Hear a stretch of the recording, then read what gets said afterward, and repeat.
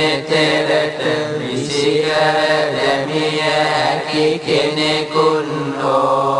මම නම් නොමදකිමි එනමුදු ආයුෂ්මතුනි ඔබ කැමති කාරණාවන් මගෙන් විමසුව මැනව එකල්හි අලව්යකා භාග්‍යවතුන් වහන්සේට ගාථාවකින් පවසා සිටියේය කිංසෝධවෙත්තං පුරිසස්ස සෙට්ටං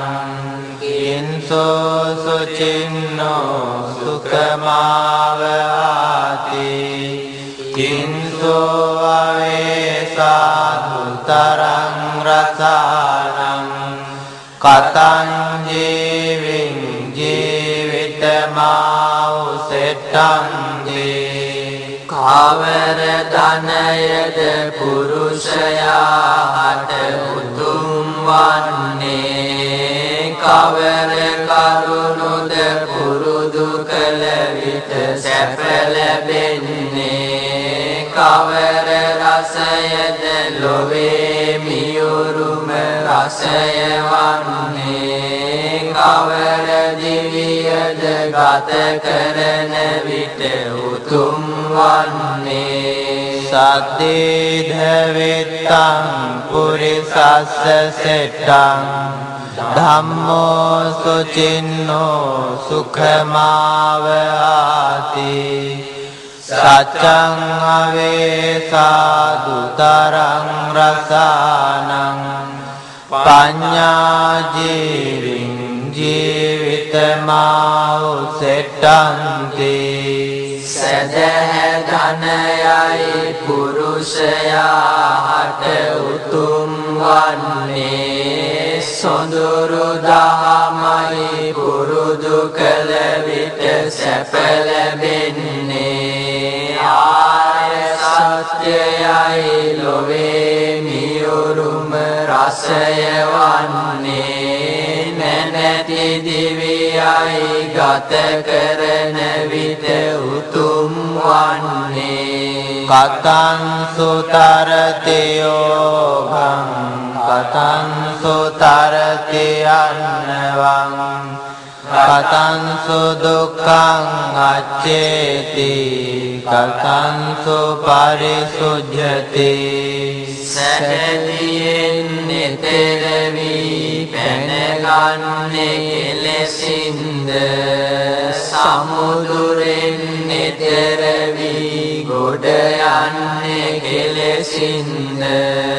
භව දුකින් අත මිදී ගැලවෙන්නේ කෙලෙසින්ද ජීවිතය පිරිසිදුව බබලන්නේ කෙලෙසින්ද සත්තාය තරති යෝගං අප්පමාදේන අන්නවං විරියේන දුක්ඛං අච්චේති පඤ්ඤාය පරිසුජ්ජති සදහැයෙනි සදදියෙන් නිතර වී පැනගන්නේ නොම පමාවෙනි සසර සමුදුරෙන් ගොඩ යන්නේ වීරියෙන් නික්ම ගොස් භව දුකින් ගැලවෙන්නේ